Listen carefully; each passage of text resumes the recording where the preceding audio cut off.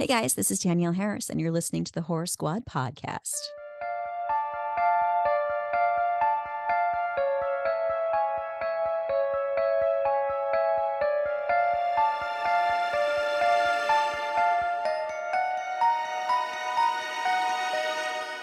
Hello, everyone, and welcome back to the Horror Squad podcast. This is episode number 320, where tonight we are going to be talking about 2014's It Follows. I am here, of course, as always, with Todd and Steve. Gentlemen, how you doing? How's your week? Hello. Doing well. Steve? Good. Busy as fuck. I'm in between two houses now, and so I'm working on both and taking all my time. Yeah. I smoked ribs this weekend. How'd that go? Yeah, if I went to like a Hard Eight barbecue or something like that in Texas and I had the ribs that I made, I'd be like, this fucking sucks. But like it was above, like if you go to Chili's and get the ribs, it was better than that. So I Okay. think I'm on like a good pathway to like move forward. It wasn't as tender as I liked. I think I overcooked it a bit, but excellent flavor. Took me like fucking 5.5 hours to do it. And Asa was like, welcome to smoking. It's an art. And I'm like, dang it. So I'm gonna try to do a corned beef brisket this weekend. So we'll see how that goes. Nice. Nice. Look forward to your review. I'm heading to Texas in May for Texas Frightmare. Definitely gonna try a new barbecue spot.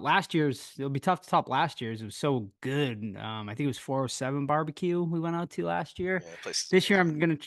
yeah, it was awesome. And then this year I've been looking at a couple places. I can't remember the names right now. I'll mention it so my Texas friends can tell me if it's worth going to or not. I usually hit up Hard Eight, but I'm gonna try somewhere different this year. So I know Asa or any of my other Texas friends, if you want to reach out, give me some barbecue recommendations in the DFW area that I could Uber to, that would be very helpful.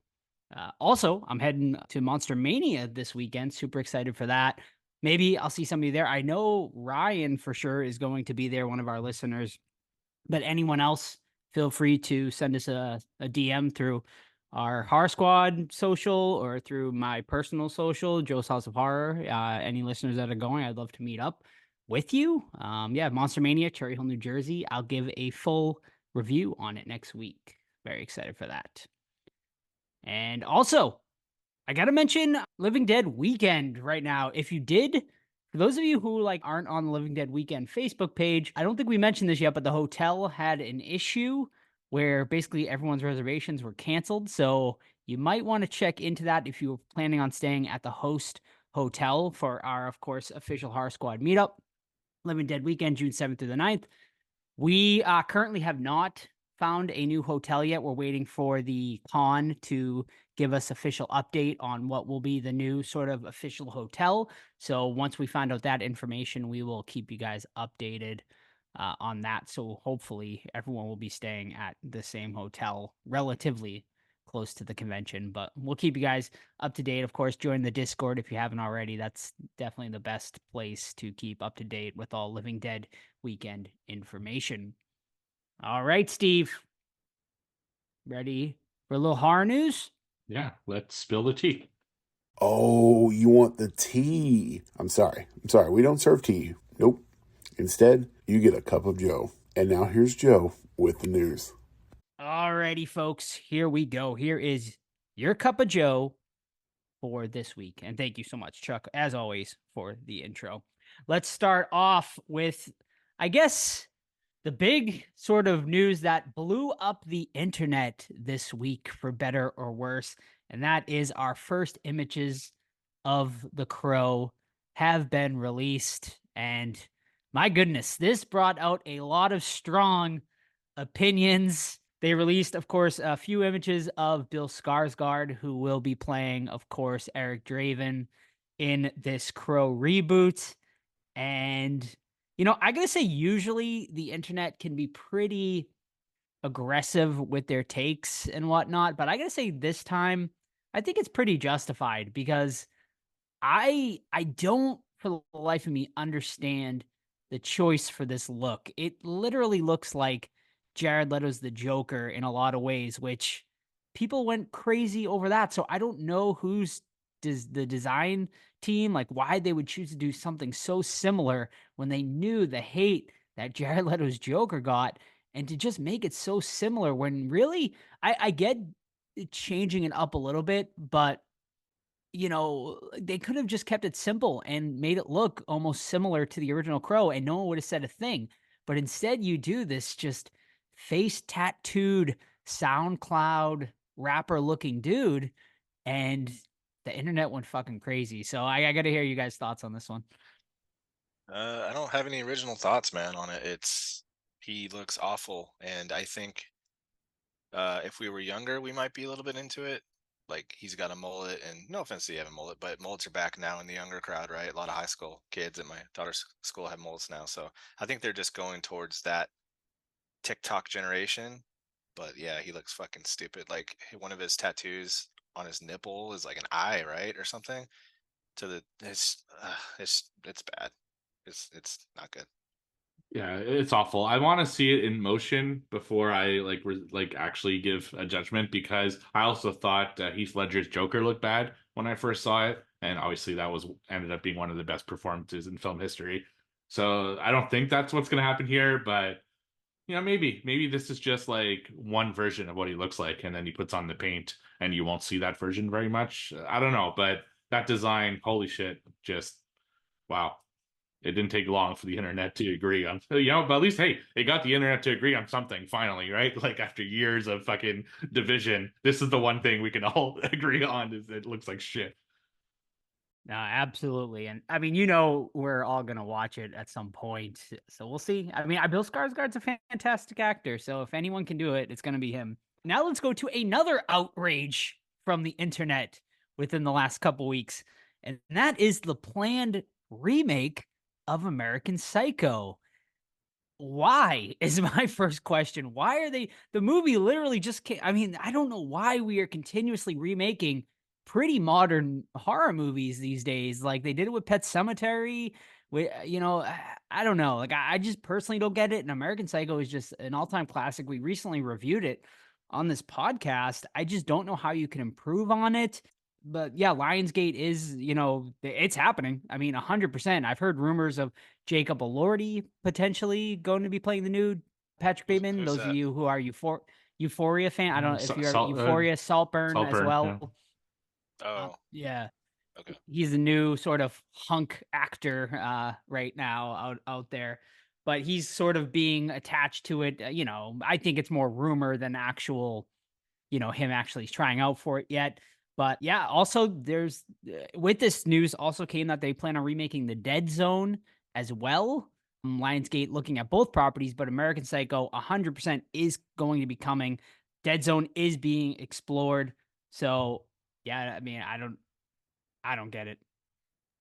I guess if you have a closer adaptation to the book, maybe. But as far as like, no, I mean, Christian Bale is so amazing that role. I can't see anyone doing as good a job as him. So that's a bummer, man. So from what I was reading online, and nothing obviously officially confirmed yet or not, but from what I was hearing is they want to bring American Psycho into modern times. Obviously, it takes place in the 80s. They want to bring it into I today's have some Instagram reels to watch. current age. Right. Well, I mean, I guess it makes somewhat sense because people today are probably even more vain than they were, in the 80s and stuff like that. So it makes sense. But with the There's 80s like, the 80s backdrop works so well in that movie. there's so many like joke potentials with this. Like, I cannot believe Mhm. that Steve likes Joe's Instagram more than mine.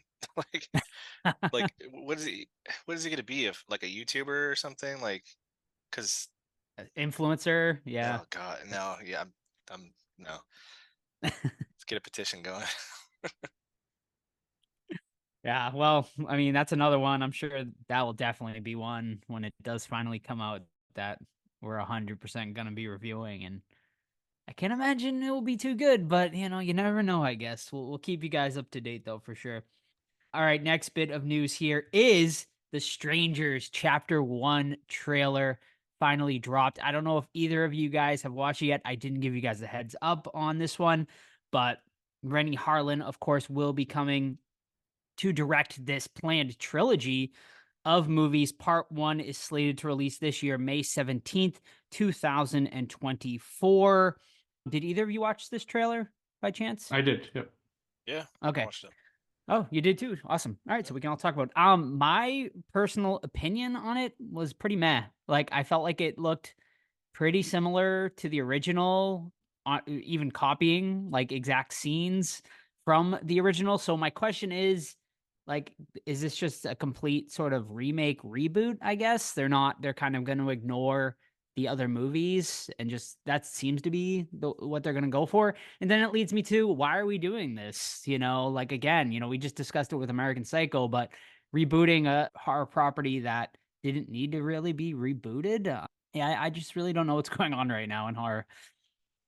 Was part 2 supposed to be the same killers as part 1, and just like a different kill, or we don't really I feel know like that? it was I feel like it was kind of like a prequel, right? If I remember correctly, but I I don't honestly remember if they I'm even not sure. touched on that, but yeah, I mean, They might not have. this formula doesn't really have a lot to like going on for it. It's people assaulting people at random. That's really your plot. So I don't know. I'll be optimistic. But Yeah, like, why a trilogy too? yeah, this whole thing is weird to me. Like, this is definitely in the category of who the fuck asked for this. I don't know. Like, the first two are good, not my type of film. I'm not a fan of home invasion and like that kind of killers. But when I watch this, I'm like, I feel like I've seen this already. So why do this? And I don't know. I don't think I'll see it in theaters. I think it's one I'm Me gonna either. wait for streaming. Yeah, Yeah, I like part 2 better than part 1. me too. Yeah, especially that pool scene's really cool. Yeah. Well, definitely going to be doing that. Was one 100% we'll be reviewing on the podcast. I'm sure we'll be reviewing the whole trilogy at some point. So stick with us, and we'll take you through everything. Are they coming out like Fear Street did, like back to back to back? I don't think so. I think it's But more like X, Maxine, and Pearl, like kind of a 6 months like to a a 3 year. 4 years thing. Yeah. Yeah. Did they record? I could be wrong, but I thought they filmed all three at once. But am I right with that or not? I'm not. I don't 100% think sure. so. I don't know. I thought I originally remembered reading that, but they might have scrapped that. And Damien's not in it, we'll right? see. No, Damien. They got all new actors. I have lame. no idea who's playing the new Strangers actors. Apparently, the main girl's from Riverdale. Sam pointed that out when we watched the trailer. Which, for you Riverdale fans, you might know her, but I'm not too familiar. All right, let's get into some news here that some people, Hellraiser fans, I'm sorry, might find interesting. Of course, horror icons, fans always want sort of, will Robert Englund come back for one more? He's kind of warmed up to it recently, saying he thinks he could maybe do one more if they get a stunt actor to play him. Well, Doug Bradley is also throwing his name into the hat, saying he also might have one more. I also in want him. money. Right, Come on. exactly. But I will say he was pretty realistic. He was recently asked about it. He said, I certainly would never say never.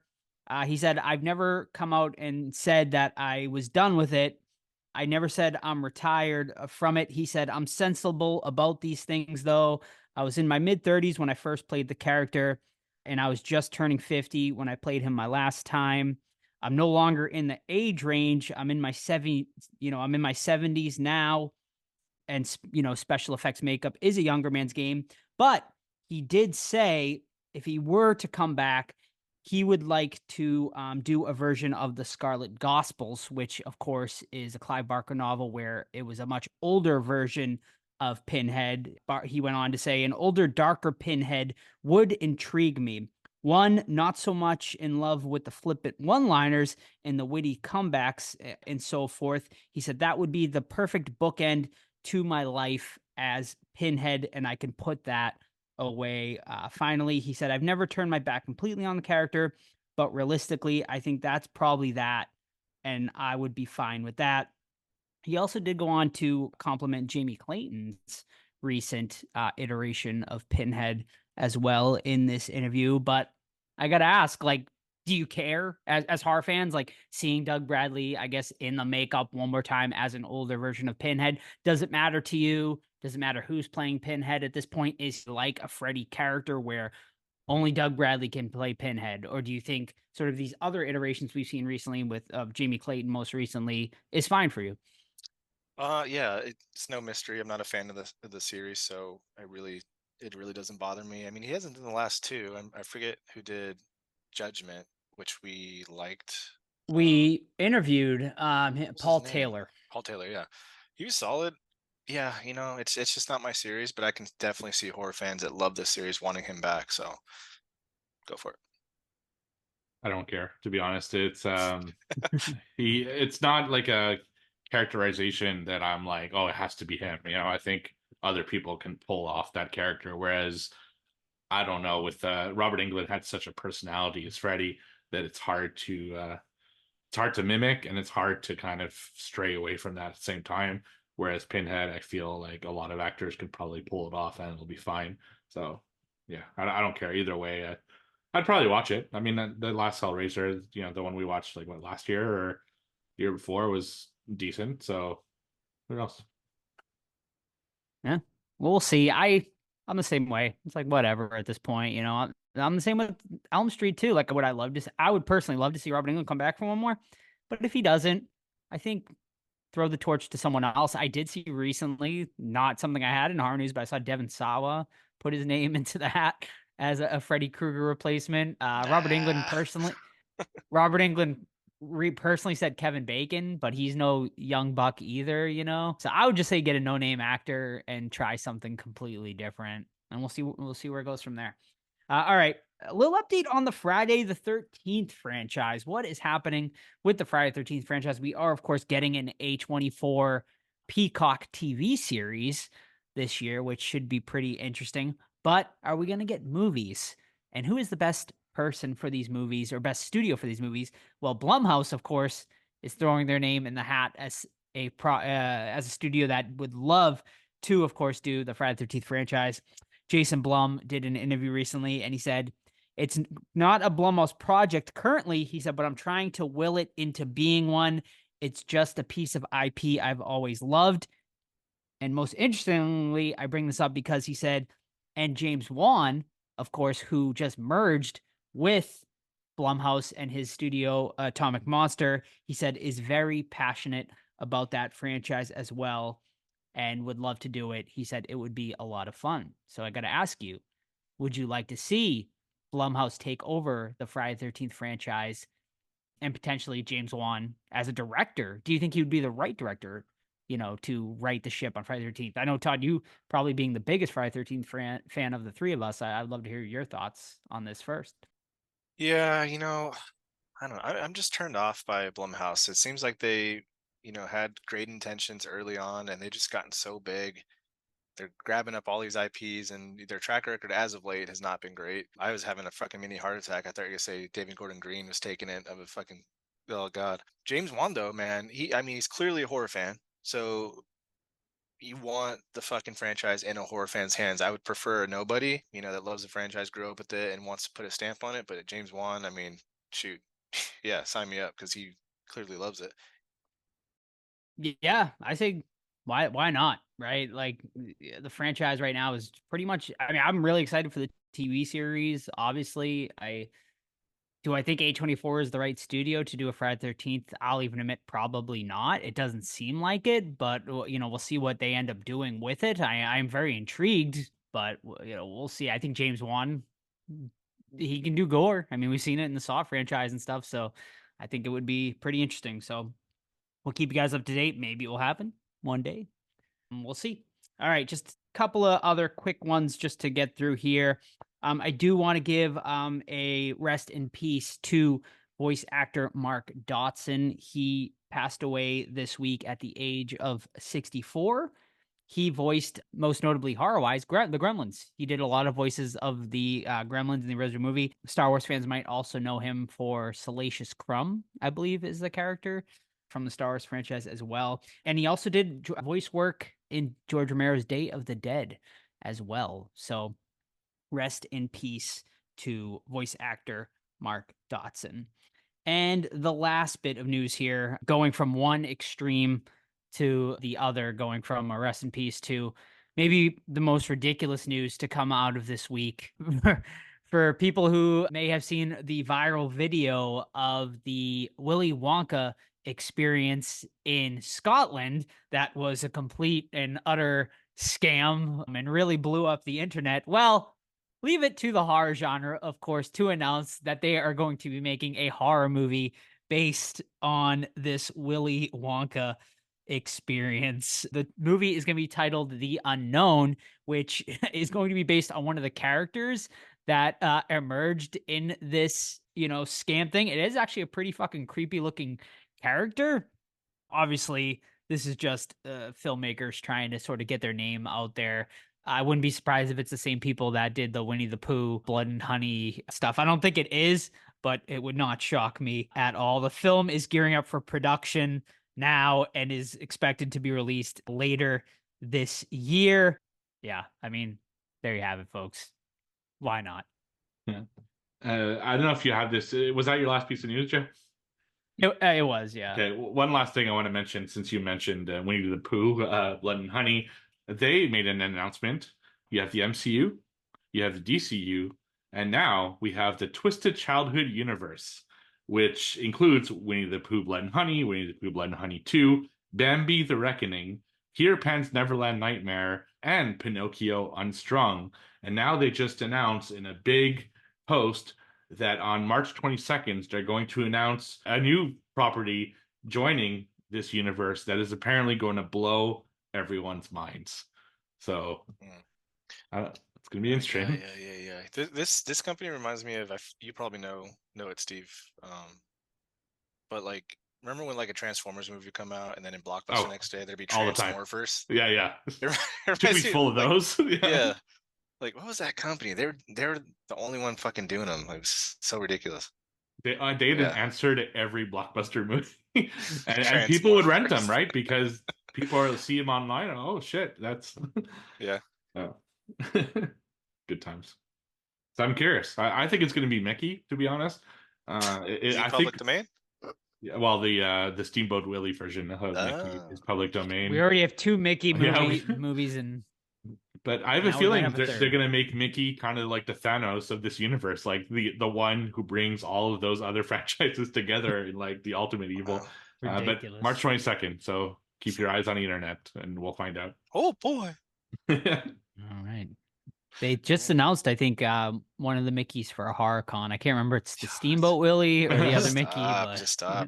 It'll be there. First one's coming out this month, I think. So yeah, probably at the end of this month.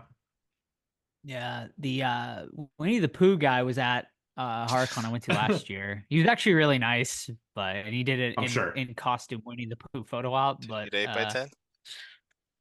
No, I did not. I passed. We'll see. I actually don't think he's playing Winnie in the second one either. I think they got a completely different actor, but I could be wrong about that. But we'll see. I'm sure Winnie the Pooh 2 will be reviewed on this podcast. We'll see. I don't, I feel like I'm actually expecting better things this time around. So we'll see. There's some greatness in that. But all right, most of it sucked. Right. They're gonna have a bigger budget. It could be a Terrifier situation where they get a bigger budget, they get more money, and they start feeding more gore and interesting things into it. Terrifier 3 is currently filming right now.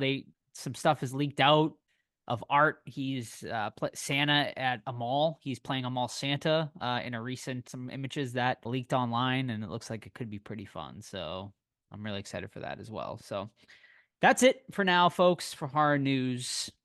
We'll see you next time. Alrighty, gentlemen. So let's get into what we've been watching this week. Who would like to start us off? I'll go. In our run-up to George Romero retrospective, I watched 1982's Creepshow. One that, I've never loved. I watched it 3-4 times, and each time I'm like, it's a little boring. I think I prefer Creepshow 2 a lot more than this one. So I'll go quick through it, though. Father's Day is pretty dope. Zombie dad wanting his cake and all that stuff. Jordy Verrill, I fucking hate that segment. Stephen King, he's a fucking goofball. It is pretty like gross what happens to him with like the space algae, whatever, taking over. But man, his performance sucks. But the best one, in my opinion, in this one is Something to Tide You Over, man, where like this rich husband finds out his wife's cheating, Galen Ross, and what is Ted Danson, right? And yeah, he's like, I'm gonna bury you in the fucking surf, and the tide's gonna come up, and you're gonna slowly drown. It's fucking great, dude. And the ending is really cool with like the water zombies coming to the house and stuff. I love that segment. The crate, the weird thing from Antarctica, this little like fucking ape monster thing comes out and eats people is really cool. And then they're creeping up on you. The whole cockroach one, I didn't like that one either. But this guy's like a clean germaphobe, whatever, and he's in an apartment, and like cockroaches keep coming in and and stuff like that. There's a cool scene where cockroaches come out of them, but other than that, like, eh. But I think Something Tied You Over is a 4.5 out of 5 in this whole thing, and the rest of them like range between 2 and 3.5. So overall, Creepshow 1, 3 out of 5 for me. I agree. I I mean, I like Creepshow, but I actually prefer the second one as well, which I know is like Yeah, the raft is dope. pretty not a popular opinion, but Yeah. yeah, I find it. I feel like it's pretty hit or miss too. I feel like there's a couple of boring ones that just kind of drag the movie down. So I'm right there with you. But Living Dead Weekend, June 7th to the 9th, Creepier. There's gonna be a whole Creepshow and Creepshow 2 reunion, so come join us for that. All right, I'll go next. I am going to go back to last week where I was sick, but I did watch the movie review of Congo, so I did want to give my little review on it for what watched this week. I actually haven't even listened back to the episode yet, but I believe you both gave it 4 out of 5 stars. I'm excited to hear what you guys had to say about it. I personally did not have the nostalgia for this movie. I maybe had saw it once before I rewatched it, so it was a pretty fresh watch here. But essentially, the movie's about, I mean, you heard it last week, but a group of sort of scientists and researchers going to the Congo to release Amy at one, right? But then they encounter other killer gorillas along the way. Yeah, I mean, the movie is it's so tonally weird. It's like half like a serious movie and then like half a B movie. So like I wish like they picked a lane. Like, and that's always my complaint on like movies like this. It's like either go all in and just go absolutely ridiculous or don't. But you got like Amy sipping, martinis on the airplane and then jumping, and then they're fucking, apparently a guy's able to fucking carry a gorilla I and can't wait jump for you out to of an listen to our airplane and review. be totally okay Strap in. with that. Yeah. But yeah, man, I wish we got more Bruce Campbell, and I'm sure you guys probably agreed with that as well. Bruce Campbell was in the little bit he was in it. I thought was really entertaining, but then you never see him again, which was disappointing. Oh, you see him. I mean, in one of the worst well, bodies you of all. see You him, need yeah. to listen to our review, dude. It's so fucking. We go in the weeds in this one. Right. But I mean, obviously, like an amazing cast here of characters. You get a lot of great people, which we see Laura Linney again, which we just saw her a couple weeks ago on our Mothman Prophecies episode as well. So shout out Laura Linney, apparently the past few weeks. But Tim Curry is like really weird in this for such a great actor. I didn't love his performance. I feel like he's kind of wasted, honestly, for the most part. But Ernie Hudson is really good here. Yeah, man, to me, it was like, is it a good movie? Absolutely not. It's a pretty bad movie, but did I have fun watching it? Absolutely. Yeah. It was fun. I found myself laughing most of the time. I do feel though, like once they get to the Congo, it loses me a little bit. Like I found the first half actually more entertaining than the second half. Like once like the killer gorillas came in, like that's when it started going the serious route. And I just feel like they weren't scary or like foreboding enough. Like they could have been like even more brutal. Like there are a couple of brutal scenes, but I feel like they could have went even like more hardcore into it. Or at least if you're gonna go B movie style, like have the gorillas go fucking absolute ape shit and just start ripping people's limbs off and stuff like that, which we really don't see. So overall, is it something like I find myself like wanting to rewatch? Probably not, but I enjoyed it for this watch, and I'd give it a 3 out of 5. Yeah, definitely check out our review. We had a lot of fun discussing that one. It's a ridiculous movie in a lot of ways, but yeah, we definitely loved it. So my first one this week is at the beginning of the year, I asked our Discord to give me a movie recommendation for every month of the year. The first 2 were bangers, so now I'm on to number 3 for March, and this one came by Cody. Oddjob versus 007. It is 2023's Haunting of the Queen Mary, which I found over on Netflix. So this is actually two stories that weave in and out together that happen not the same time, like time-wise, but in the movie, like they cut back and forth between these two timelines. One is in 1938 or 28, where you have this family and they're going to a Halloween party, so everyone's dressed up on the Queen Mary, and they want to show the daughter to like this famous dancer or performer that's there, and he like totally rejects them. So the dad, feeling kind of dissed, goes on a fucking killing rampage and just goes absolutely wild. Meanwhile, in the modern day, you have another family who are going on the Queen Mary, but this time it's a ghost tour because the Queen Mary is now basically a museum / ghost tour area, and they start seeing shit that ties back into what happened in 1938 with the killer family, and it's them basically trying to figure out what's going on. The mom in the modern day era is also, I guess both the parents are cataloging the ship to make it digital so they can like see it in VR and stuff like that. So that's why they're there kind of alone on the ship for the weekend. It explains why no one else is there during that time. This is an interesting movie. The style of this movie is fantastic. I really dig the atmosphere of the movie. The 1938 portion, especially because it reminded me a lot of BioShock. So if anyone's played BioShock, it has that old-timey feeling. And because it's on a ship, you know, the BioShock is underwater, you get that feeling as well. And it's a costume party, and the costumes that they have are old-timey, which reminds me of the splicers in BioShock. So I really dug the aesthetic there. And I fucking loved that story. The family is just really good. The dad, like the main killer, fantastic. And I wish the whole movie was about him. But when it goes to the present time, it kind of loses a lot of its steam. It wasn't as interesting. It gets super convoluted and complicated.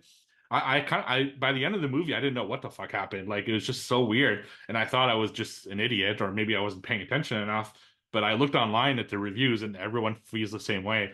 They try to weave in way too many story points at once, and it just doesn't work well. So I don't know if I would recommend this personally, but I'm definitely glad I watched it, especially for the 1938 stuff, and especially because I'm dying for a BioShock movie adaptation, which we've been like rumored to be getting for years, but never do. So this is the closest I found to it. So that is Haunting of the Queen Mary on Netflix. I gave it 2.5 stars out of 5. I want to watch that because I've been to the Queen Mary a shit ton of times, and I want to know if I wonder if they filmed it on it the whole time because it's a hotel. I think the like outdoor shots, Exterior shots. and then yeah, I think the interior is probably a set, but who knows? I haven't been, so I don't. I can tell you. That ship is super cool. I highly recommend anyone in Long Beach to go spend a night there. But yeah, my last one is a rewatch on based on Steve's recommendation, and it's Stakeland from 2010. I watched this one years ago and I didn't like it. So it was a retroactive rating when I was just going through Letterboxd looking at stuff I had watched and remembered. So Steve rated it so high, I wanted to give it another shot. On paper, like I should love this movie. It's like post-apocalyptic with vampires. You can interchange it with zombies at this point. It's like if you've seen a post-apocalyptic zombie movie, you've seen this film, right? It's just it's got, you know, heavy hitters and fast moving vampires, things like that. Last of Us show is a good comparison that you made, Steve. Essentially, it's a young man that gets taken in by like this guy named Mister, and he's like the badass vampire hunter. And he's taken him across the country to go to Canada in search of this place called New Eden, where like supposedly it's a safe zone. You got religious wackos that are like killing people. You got little side stories of like a traveling nun that gets with their group. You got Danielle Harris, who's like a singer. She's pregnant. She gets with this group and they're traveling and yada, yada, yada. So it has fantastic blood, fantastic practical gore, really cool sets. I love the premise, but for some reason, I just don't like the characters. I think it has to do with them trying to be a little bit too dramatic and the acting ability not being able to reflect that, because it is a lower budget film, although the gore and the sets you wouldn't guess that. But I think it kind of works against them there because they can't quite pull it off, in my opinion. Danielle Harris included in that, so it kind of takes me out of it. But if you're a fan of practical effects, which we all are, I definitely think you'll find something you like in this. So that's Stakeland, currently streaming over on Tubi, and I give it a 2.5 out of 5.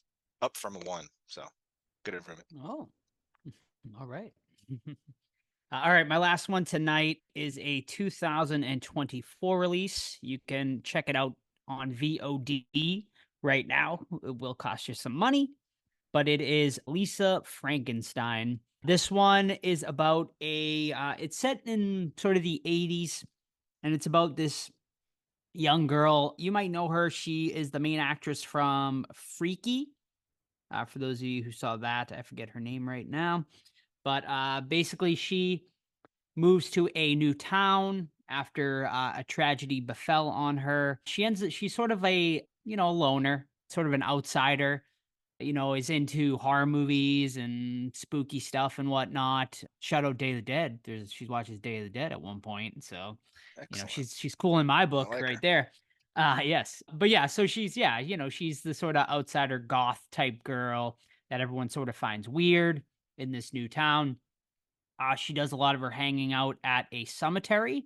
One night, I won't go too deep into it, obviously, but one night, essentially, a storm hits and she inadvertently brings back a one of these dead people from the cemetery, which is a young man around her age who thought he was brought back basically to be her lover, which isn't the case. But from there, they embark on this sort of journey together. And I'll leave it at that. This honestly wasn't what I was expecting at all. I was expecting this to be sort of like a Warm Bodies type of movie, which it is in some ways, but this goes to like way darker territory than Warm Bodies does. There's some legitimately dark tones throughout. I mean, it's not a dark movie, don't get me wrong. It's still very, comedy heavy and light, but it goes to some pretty crazy places that I wasn't expecting. And I loved it for it, honestly. Great performances throughout, especially from our two leads, Cole Sprouse, who plays the zombie, and the girl from Freaky. I mean, it was great, honestly. I really enjoyed this a lot more than I thought I was going to. I mean, it's currently my favorite horror movie of the year. I mean, we haven't watched a lot this year. Do I expect it to stay in my top 10? Maybe. It might stay in my top 10 near the bottom of my top 10. But yeah, I ended up really enjoying this. It's something that honestly I would rewatch. I think it's just a lot of fun. I think it's the perfect sort of date night horror movie that you can watch with your significant other or whoever, and you will find enjoyment out of it, no matter who you are. So yeah, I definitely would recommend it. I gave it a 3.5 out of 5. I think it's really solid, and I think most people will have a lot of fun with this one. So my last one this week is also a movie that I watched for the Romero retrospective that we're doing in May or June. And this one is 1990's Two Evil Eyes, which I found over on Shudder, but it's also on Tubi. The original concept for this movie was that they would have George Romero, Argento, Craven, and Carpenter each make half-hour shorts of an adaptation of an Edgar Allan Poe story and make an anthology movie out of it. And that was the original intent. That's what was going to happen. But unfortunately, both Craven and Carpenter backed out. So instead, Romero and Argento took an hour each and made their interpretations of Edgar Allan Poe stories, which, I mean, fuck, that's so awesome, right? Having Romero and Argento work together. So there are two stories in this one. The first one is a Romero story where Adrienne Barbeau, she has a very old husband. She's basically a gold digger, and she wants his money. And that's very apparent to everyone in the town, all of the guy's friends, that she basically just married him for his money. And what happens is that she figures out a way with their doctor to hypnotize him. And when he's hypnotized, he'll sign anything that they put in front of him. He'll say anything that they want him to say. So they're able to have him essentially give all his money away by telling his lawyers, yes, I will give everything to her and I will sign for this money to her and stuff like that. So that's the plan that they're having as they're siphoning all his money away from him before he passes away. But unfortunately for them, he ends up dying before it was expected, which is a big wrench in their plans because they didn't finish siphoning his money from him. So They like, she gets mad about it, shoots him a bunch of times. They put him in the freezer, trying to figure out what the hell they're going to do next. And then he resurrects and goes on a revenge rampage against the Doctor, Adrian Barbeau. So the story is okay. It's very long. I think this was probably meant to be half an hour, and they stretched it into an hour. So what you're left with is a lot of like just pondering and Adrian Barbeau just like thinking of stuff. The last 15 minutes when he does zombify and there's like a revenge part of it, awesome. And it's got some great zombie effects. I mean, shocker, Romero's great at zombies, so of course that part is going to be good. But the rest of it was just a little too slow for my taste. So I would say like that story was probably like a 3 out of 5. The other side of it, the Argento side, is Harvey Keitel is a photographer. He focuses mostly on crime photos and things like that. And he's working on like a coffee table book, and he's trying to find material for that. So he goes to crime scenes, takes pictures and stuff like that. But then he's living with his girlfriend, and she has a cat that he doesn't like. And he decides that he's going to torture the cat and kill the cat and take pictures of it to complete his book. And the cat, of course, comes back, and then he has his revenge against Harvey Keitel just for the things that happened to him. I didn't like the story at all. I mean, just the cat torture is not something I'm down with at all, even in a movie setting, like knowing it's fake. And they have a huge disclaimer at the end of the movie saying basically no animals were harmed during the movie. And I get that. It's a film.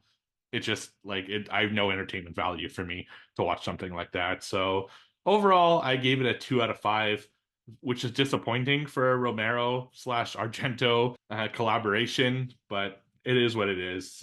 So watch it if you like. And that's Two Evil Eyes on Shudder and Tubi. And Prime in the US. Yeah, and Prime. There you go. Got 3 ways to watch it. Yep. Excellent. All righty, Todd. Bust out with the books, baby. Okay. Crank up those numbers, and let's hear what are the scores for trivia. This is the third to last ep for trivia this quarter. It's getting down to the wire, people. We got myself in the lead with 8, Steve with 6, Joe with 4. Any Man's Game for quarter number 1. Who would like to begin? I'll go. Joe's doing the De Niro look. Okay, Steve's doing it. Yeah. All right. So my first one is guess the movie based off the. Really, you're really committed to the De Niro look, Joe. Yeah. Based a movie based off the Letterboxd review. Yeah. So these are our Letterboxd reviews. So you should know what this movie is. Yeah. It's hard to find one keywords in there that only I do. It's hard to find one that all 3 of us have done. There's not a ton of them. So this is one of them. First one. Strong performances all around. Just feel this would be better drama than a horror film. Remove the horror angle and I think you have a better movie. I enjoyed the first half over the second. Got a bit clunky there. That's mine. Sounds like Todd. It is Todd's. Sounds like But do I know what it is? No. All right. This movie was really interesting. It really wasn't what I was totally expecting, but for the most part, still works. The main issue here, though, is labeling this as horror film, where really it is a powerful drama. The horror elements could have worked brilliantly with the material and correlation of the witch trials and racism in America. But unfortunately, this is where the movie falls the most flat. Other than that, though, the movie is acted great, has some really cool shots, and a really wild twist. Witch Trials. Yes. Witch Trials. I remember this movie. Yeah, you watch it and it's reviewed it. only- In it's- fact, it's- that was your review. it's So. only- Yeah, I know that one was mine. That we watched this. It was on Prime, and we just watched it like a year or 2 ago. Oh. Your And I Awakening. cannot remember the name of it. It's oh boy. Okay. Would you like my I review fucking remember to it. It had jog your memory? Sure. Yes. What is the name of that? There's a lot to like with this film. The performances are fantastic. The direction is well done. The cinematography is great, and they tackle some powerful themes really cleverly. The problem with this film is that they tried to stuff too many themes and ideas into it. All of these story threads could be their own movie and would have benefited greatly from having more time to explore them. Instead, they all felt incomplete and without a proper resolution. This is still a solid film overall, but I'll remember it more for what it could have been rather than what it was. Is this Annabellum? Wrong. Ah, No. fuck. Good guess though. If I'm not mistaken, and I'm not going to guess the title because I cannot remember it, but it takes place at a college, right? Maybe. And and it Yeah, has you know and it what? has the woman from Scary Movie in it, Maybe. Yes, it does. the black What's the name lady of from that Scary Movie. Yeah. But I cannot remember the name of it. We just watched, but I think did we review it? Was it a full Yeah, fledged we review? did. Yeah, on we the did. podcast. Yeah. But I Sam think was one on of that us wasn't. Oh yeah, that's right. Yeah, Sam was there. Yeah, you know what? Damn it, what is the title of that fucking movie? I can't remember. You guys give I up? think it was the name of the college, maybe, but Oh, yeah, I'm not gonna. Oh, wait a minute. It's something to do with the title of like the college professor's like professional title, I think. Maybe. Like headmaster. No. I don't remember. I remember the girl commits suicide. That happens. Yeah. But Head fucking I don't know. You guys give up? no. Yeah. Yeah. You're very close, Todd. It's just Master. Master. Ah. Oh, yeah. Don't they call him master, right? Like as like the Yeah, lead teacher or some shit like that? that's right. Yeah, It's a weird fucking thing to call a teacher, but I think it was. Yeah, it's. dang Yeah. it. Whatever. Wow. All right, I got one for you. This is coming from a horror trivia card pack that my family played against me and they rage quit because Ooh. it's not the greatest. But this one's actually pretty hard. Kate Bosworth and Thomas Jane star in this 2016 supernatural film. Oh, wait, I know. It's. Oh god damn it! In which their son's nightmares become reality. Oh no. Okay. Oh, yes. Awake. Awake? What'd you say? No. No, what'd you say? Awake is my guess. Incorrect. No. Before Before I wake. Very close. Awoke? Before I wake. Yep, there you go. Before I You got I haven't seen that one. I thought it was the. I should have let Steve. I should have yeah. let Steve guess. I thought it was that road trip one, but it wasn't Thomas Jane. Road trip one. All right. Who's next? Joe's. Me. And I pulled this one from Todd's book of horror trivia. Great. Coming out. This soon. end of the year. Nice. I just stole his finished it. book, Now I gotta do Okay. the crossword puzzle section now. I feel like this is a good one to add if you don't have it in here. Okay. Okay. Tell me the answer real quick so I can add to it. What book does Ash put on top of a garbage can to trap his severed Farewell hand to in Arms. Evil Dead 2? Correct. Yeah, boy. I'm gonna add that actually. Mhm. Let me make a note real quick. Mhm. That's a good one. Guess the movie by the IMDb parental guide. Sex and nudity. Oh. A woman in the first scene, presumably a prostitute, is in a see-through negligee. Breasts Ooh. visible. Right. Violence and gore. This movie contains strong scenes of violence and bloody violence, including violence where a child character witnesses some of the acts. There is an underlying sexual violent tone to some of the violence against the women in the film, though this never results in actual rape. Interesting. Alcohol, drugs, and smoking. There is use of alcohol and a man using some white powder. Viagra? Yes, probably. think Last one, probably the giveaway.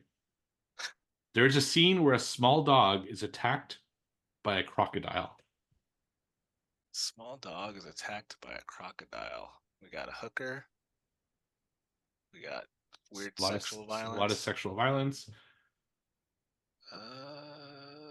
Small dog.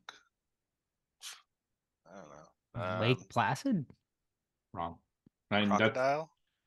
wrong. I mean, dog does get eaten by an alligator, I believe, in that movie. Yeah, not a lot of sexual violence. No, no. Uh, So the answer was eaten alive. oh, Mm. yeah, fucking Robert Englund. Freddy Krueger, yeah. Mhm. Mhm. That's a weird one, man. Yeah, it's Toby Hooper, I think, too. All right, this is a two-part question for 1 point. American geography for Steve. Wonderful. Name the fictional place and the real U.S. state that the Toxic Avenger takes place in. New Jersey? Correct? Not the fictional. place. Tromaville. But it's his fucking. He's got Shit. control. How am I gonna point this out? This, We each You get a should- point. no, I Yeah, agree right. to this. Fucking Joe. I don't know. Well, shit. I mean, take one from your book Well, and just ask when. Make a new one, yeah. After. If Okay. it's an easy one, Okay. it's an easy one. So be it. From this fucking card box. All right, here we Alright, go. Fair enough. There's 2 questions. I'll pick the. Okay. In the 2006 film Silent Hill, what sound signals the transformation of the town into a Siren? nightmarish? Correct. Nice. Thank you. Okay. Guess Would you the got movie Tromaville, based... Steve? Yeah, probably, but it would have to I'll been. give you I would one. have dug deep for that one. I'll give you one. Fuck it.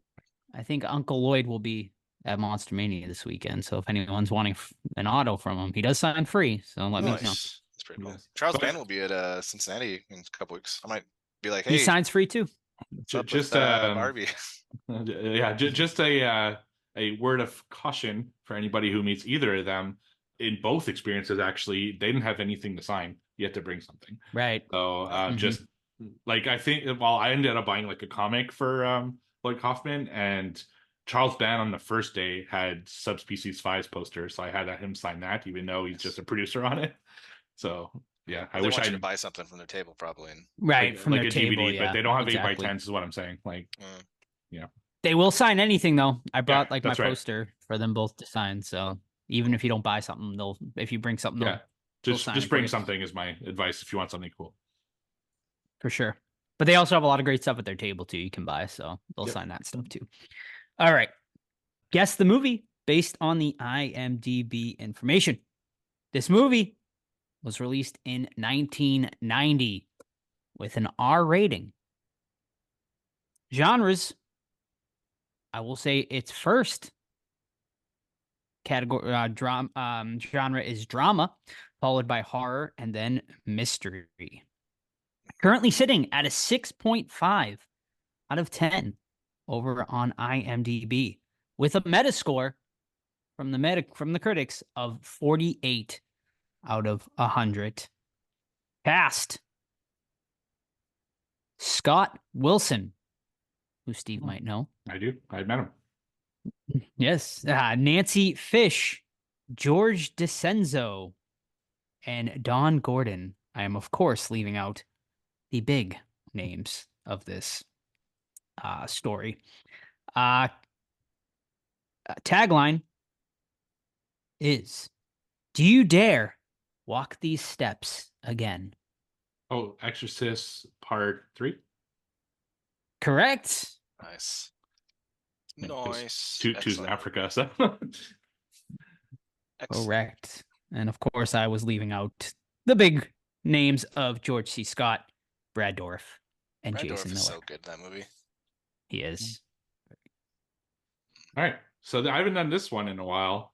Guess the movie based off the reverse French translation. So I'm gonna took the French title for this movie, translated back to English, which gives us a slightly very different variation of the actual title.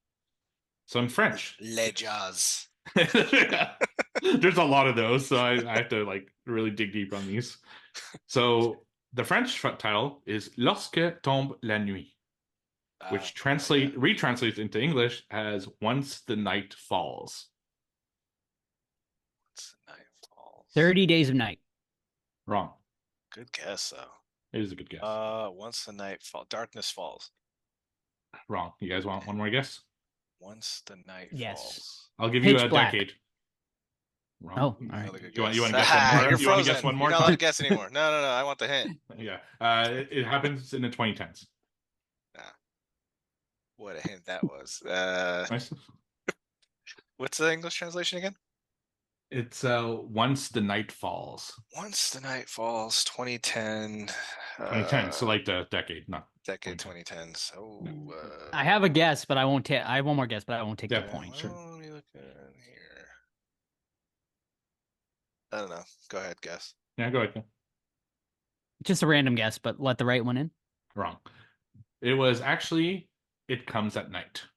Oh man, I never seen it. Any good?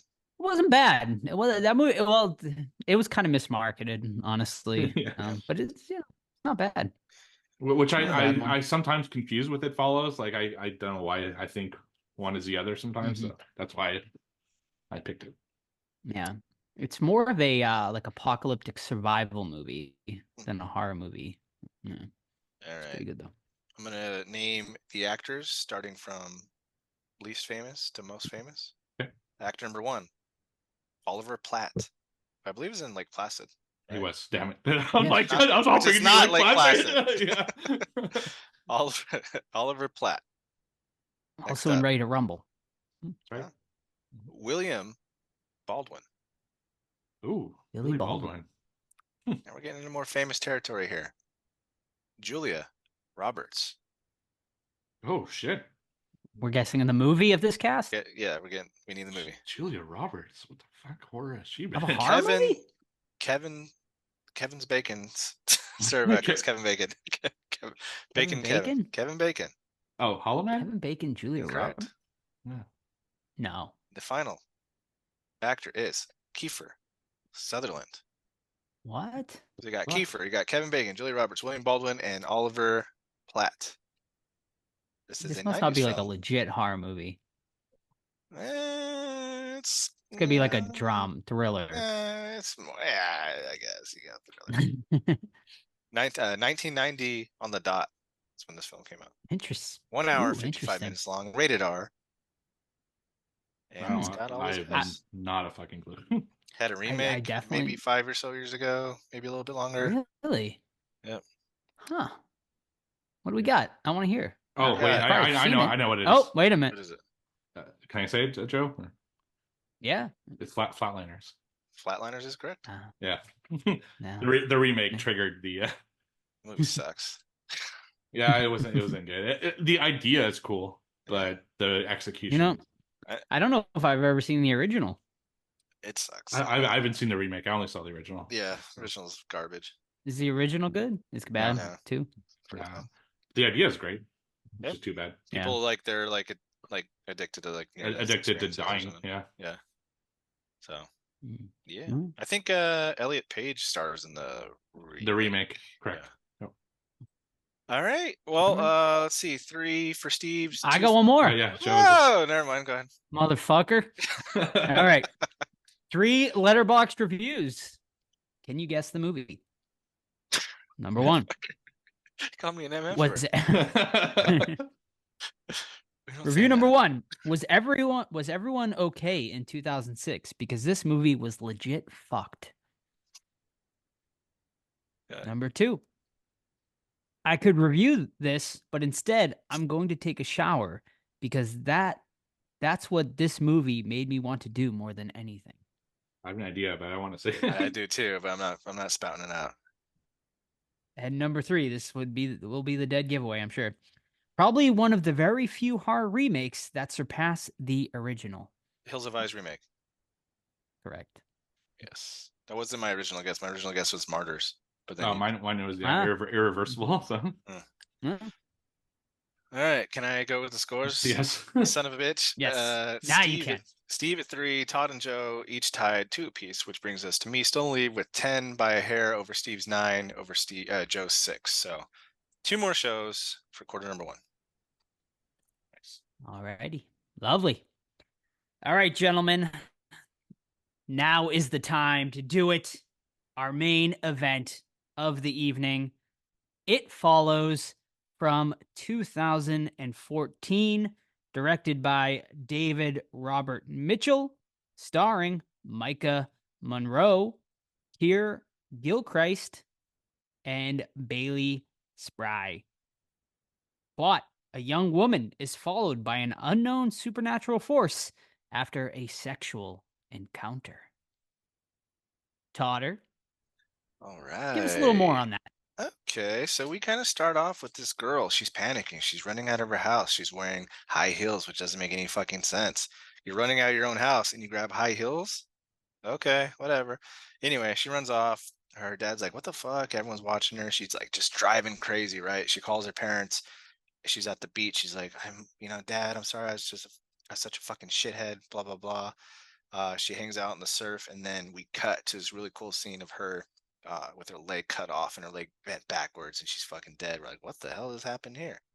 Then we are introduced to Jay, this young blonde chick, and she's got a house full of friends. Which sometimes I'm like, who the fuck are these kids? But it's just like her sister and like like a dude that loves her, blah blah blah. And then you got the guy across the street. It's kind of the bad boy. He's hot, but he's still hot, right? So she's dating this one dude named Hugh, or is that his name? They're going out that night and they're playing this game like, what would you rather like? You need to look at a person in the crowd and then like tell me who you would rather be. And he's like, I'd rather be that kid over there because you have your whole life ahead of you. He's like, all right. And he kind of freaks out in the movie theater. He's like, do you see that girl over there? She's like, no, what girl? You fuck with me? He's like, we need to go now. They drive off.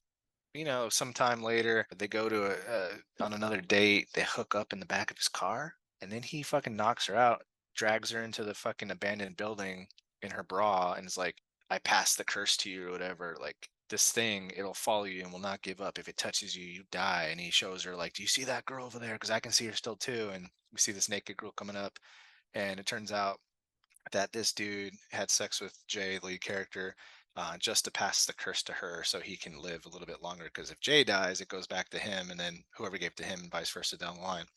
So we deal with her like trying to like come to terms with it. Like, she wasn't raped, and she goes to the police, but she was assaulted. No one believes her. She doesn't even believe herself about this like curse, whatever, until weird things start happening, and then we have to figure out how to defeat the curse, how to pass it on to other people, and so on. Saw this when it first came out. There's a ton of hype for it. I didn't like it back then. My thoughts are going to be close to what they were with some different takes on it. Overall, I think it's like a really cool premise. I think the actors all do a decent job, even though I think they're written kind of poorly. But like I said, I think the premise is really dope. Just a little bit poor execution. What about you guys? Yeah, so this was my pick because I'd only seen this one time in theaters and I never revisited it. So I was interested to see like what I would think this time around, because honestly, the first time I saw it, I got like really drunk before I went to the theaters to see it, and I just wasn't in the right like headspace at the time and stuff. So like I'm like, I need to give this a more fair shot this time around, because there are right movies and wrong movies to go watch drunk, and I don't think this is definitely the right one for something like that. You go get drunk for a movie like like a Evil Dead 2 or something, like something goofy, something you can have fun with, where this one definitely is something you have to pay attention to, be a lot more serious. So I got to say, on this rewatch, my opinion completely changed. I hated this movie when I first watched it, just based on I thought it was boring. My brain wasn't in the right headspace. This time I was able to sit down, immerse myself in it. And I mean, I also think I'm in a different time in my life too, where I was in my, mid 20s at the time, and this wasn't the type of horror movie I was looking for at the time. Whereas now I am more into horror movies like this, where, I really appreciate the atmosphere and, the score and all that. I'm looking for other things in my horror movies later in life. So, yeah, I mean, I completely changed my opinion. I went from not liking this movie at all to thinking this movie's pretty damn good. Great, even. I do think there's still issues with it, for sure, but my God, the premise is so good. It's so interesting. It's simple, but unique. You really haven't seen anything like this. And, props to the director. I believe this was like a first time directorial effort from this guy. And just like his choices were really interesting. Most notably, obviously, and something I'm sure we'll talk about, is sort of the weird time frame where you'd really, he's got like they're watching like on TVs that seem like they're from the 50s, and they're watching like 1950s movies, but it seems like it takes place like in more current times, but also she has like this weird seashell thing that looks like it's from the future. That's So the like worst fucking e-reader I've ever seen in the history of e-readers. If I got that, I'd be like, what is this fucking garbage? But so back to like, your yeah, movie. right. And they go to that old timey theater where like, the dude's playing like an organ and shit. So like, it's really bizarre, right? but I found it like really intriguing at the same time, like where it's sort of, he was kind of trying to make it timeless, I guess, in some ways. But yeah, I mean, we'll get more into it, but overall, yeah, I really enjoyed it on a rewatch. So this is an interesting one for me because this is the third time I've seen it. I watched it originally, not in theaters, but like right when it came out on DVD, how many years ago? And I was probably like a 2 out of 5 back then. I just didn't like it all that much. I watched it a year and a half ago just because I hadn't seen it in a long time. And I really loved it the last time. I gave it, I think, 4 out of 5 stars, which is my current Letterboxd rating. So when I rewatched it for the review, I'm like, I don't think my review is really going to change. I mean, I watched it a fucking year and a half ago. I was wrong. I do not feel the same way about the movie this time around. And to be honest, I'm kind of in the middle now. We'll see it with where my score lands, but I think there are some great things about this. The score, the constant state of tension and unease that Micah Monroe's character is feeling every time the entity was on screen or near the screen. I really fucking dug this movie. It's just, you never know what form they're gonna take. The form that they do take are really like creepy, and I can almost put myself in their shoes, which just makes it even worse. So there are a lot of great things about this. But on the flip side, there's a whole lot of nothing in this movie too. There's a lot of moments where they're just doing nothing and just being and just waiting. It's like she's driving from place to place, waiting for that entity to come. They have like a cool few scenes. She drives again to somewhere else, and it's just rinse, repeat, rinse, repeat. And I don't know, I don't really love that. There's a few scenes which we're going to talk about that I thought were a little questionable, and there's some weird decisions, overall. And I'm not a big fan of the way it ends either, but we'll get into all that. So I wouldn't say I hated it. I wouldn't say I loved it either. I'm kind of in the middle. I liked it. Yeah, I like the use of red. That's shown pretty on. It shows who has the curse. The girl in the beginning, red high heels. Her date, Hugh, has red shirt, and then when she bangs him and gets a curse, she has red fingernails, and so on and so on. So that's pretty cool. I have a real big problem with the actors' performances, and I don't think they're bad actors. I just think they wanted them to be dull. Like, everyone's fucking dull in this. Like, the little nerdy dude, dull as fuck. Her friend that farts, dull as hell. The friend, dull. Jay, dull. Like, I'm like, someone do something. Like, someone be different. Like, they're the same character in different bodies, and it just drove me nuts. Yeah, I mean, I would agree with that. I think this is Micah Monroe's movie, and all the other actors are sort of just there. But I think she obviously really carries this movie, and she's gone on to be sort of, a great actress, to this day. But yeah, I mean, I would agree. Like, the other performances definitely aren't as strong as hers. But I mean, I just like the sort of this sort of STD thing following you around. I love that you never fully know. Like, it does and kudos to the director here. He does a great job of putting random ass characters in the background, and and you don't know whether it is this thing coming for you or not, or if it's just a random actor in the background. I think it was smart not to make this sort of entity talk. So it's a way to distinguish, what was the, the thing or not. I as far as like my biggest complaint about this movie though is I kind of wish we did get some sort of origins about where this started, or like what exactly we are dealing with here. But at the same time, like, it does, I guess, make it creepier not knowing at the same time. But yeah, I also don't understand fully all of the rules either. Because, like, why is it sometimes it's a completely random person you don't know, but then other times it's a person you do know? So I think that we could have gotten a little more clear things about some of the rules that were introduced. But to me, those are just kind of small sort of nitpicks. So my personal opinion on that, and I could be totally out to lunch, I don't know. I just thought of this right now as you were saying that, is they seem to take the form that is the most useful for that situation. When she's barricaded behind a door, it's a fucking giant dude. When there's a little hole in the door, it's like a little kid. When, it's like they're picking entities based off the situation to get access to Micah Monroe's character.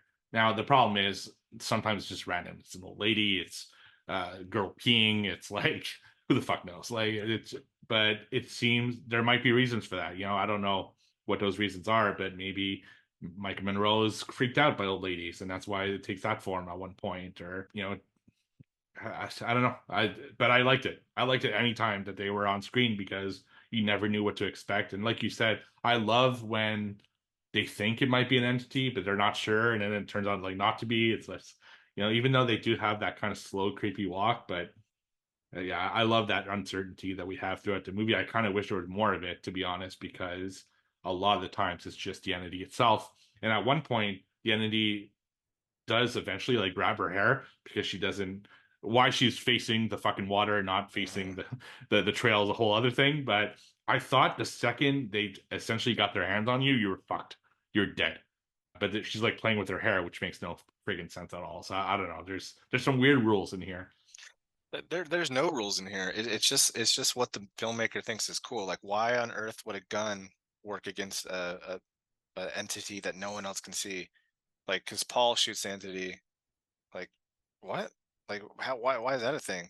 You can just run him over then if you see him in the road? Like, I didn't get that either, and that makes perfect sense too. Like, why are you fucking sitting with your back to the forest? Why are you falling asleep on the hood of a car? Like, why are you going to see a movie at the theater? Like, yeah, why is he fucking going to the theater? Dumb Yeah. fuck. Like, I don't know, there's just, I think it's maybe the filmmaker's lack of experience, and I'm not shitting on them, but I think that's maybe the factor in there. But like, there's zero rules in this movie. It's just like whatever's convenient for the plot at that point, which drives me. It's unneeded. It sucks. Yeah, I I mean, about he Paul when you guys are ready, obviously though. sure. He obviously borrowed like heavily from, I would say Carpenter a lot. 'Cause I definitely got like Halloween vibes. Obviously with the score, he used a synth score that Carpenter's kind of known for, but he also used sort of that small town sort of feel. I loved the neighborhood setting of this. I thought it was great, and then you really did feel trapped. I feel like because you just never knew when this thing was going to come, because I mean, most people say, okay, you could like just drive for hours and hours, but it's still completely unpredictable of when this thing might come. So you never really are at rest. Let And me then stop you right even there, if you Joe. even if Sorry. sure. So Hugh explains it that it'll walk towards you, right? Right. But then these things just appear. So like, that's another Right. example of there's no rules unless the plot wants it to happen, which it sucks. Like, because you can defeat this monster if you just go to a fucking island. Can you? It's not gonna pass the Pacific Ocean, is I it? think Is it it gonna can walk walk on through the? water. Yeah, I think it can go underwater. How long would it take to walk like across the fucking zombies and Land of ocean? the Dead? Okay. Well, we don't fine. know. So that's like that's the problem with sort of like the rules are a bit convoluted here because we don't know like how long does it There's take. zero rules. Like I think obviously there's a supernatural entity. It's a supernatural entity, right? So obviously it can go through water. Like if you're on an island, that is not going to help you. I actually did read that the director did say it could go on a plane as well, which I think would have been a great scene. It's just Imagine like queuing in the line. if you're like sitting on a plane or something, and then the fucking entity like gets up out of a chair or something and comes at you, and you're completely stuck. I think that could have made for a really cool scene in here. Yeah, but that's him like saying that's not in the movie though. That's not.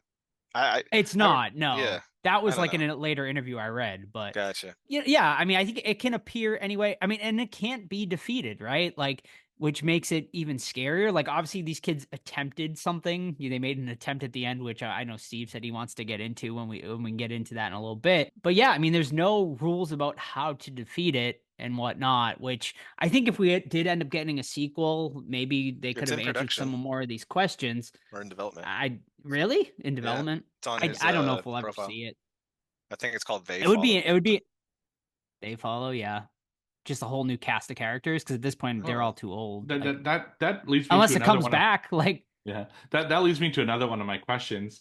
So she has sex with 5 guys, I think, through the course of this movie. Well, 6 if you count the first dude, but I mean, post curse, she has sex with 5 guys. At least it's hinted that she has sex with five Yeah, the guys. 3 on the boat. Paul. 3 on a boat. So and her- and her 2 I had friends. read that she doesn't go through with the 3 on the boat, But they don't. The movie No. doesn't. but they don't like, tell you does. one way or the other, because right? she comes out almost like she's traumatized from the Yeah. experience in the scene right after, which led me to Right. believe that, which didn't make sense in my. It's not like do people just go up like, hey, there's 3 guys there, I'm just gonna fuck them. Like, of course Here's- they're If gonna a watch girl here's it. the came out pro- of the fucking surf, would you bang Here- her? Yeah, here's, right. here's probably, but here's the problem. Here's the problem with that. You can sleep as many people as you want, but if you don't fucking tell them, it's not gonna. They're not gonna Right. know, and they're just gonna get killed by this What fucking if thing. you wear a condom? And I'm not joking. Like, He said that doesn't. The director said that doesn't help. That it would get passed okay, on. but no we matter don't. what. You can't give us information like after the fact. Well, It's that like, it's either in the I film agree. or it Like, isn't. right. Like these are questions that were raised after the movie that people asked him, and he sort of did that. But yeah, I mean, as long if you're having sex, it's getting passed. It What doesn't about oral have to be sex? sort of. Yeah, is it just intercourse? What Is about it anal like Right. sex? Like, is what it what only about gay vaginal? sex? What about like yeah? yeah? So exactly. that actually was. So that's another thing that was mentioned. Someone asked, does it count? Like anal sex and stuff like that. He said, yeah, it counts. Like, What so it can be about- passed on What about grinding? through, Like, straight yeah, people, seriously. gay What people. about like, early it could- 2000s dancing? So I guess yeah, I mean it doesn't even have to be penetration. According to him, like also like So finger if banging, you're lesbians had getting it? sex, it would also get passed on. Hand job? I would think any sort of I need to know, sexual- Jove. I don't know. That's kind of the problem, it- right? Is that Right. there's so we many only open see, questions. Like, I mean, we only see like straight sex in this movie, so and we are to assume that it's penetration only. What but if it's a of cour- sexual I mean, assault? Is the girl I or would guy say that would be punished because it would the get assault? yes. That sucks. Unfortunately, yeah.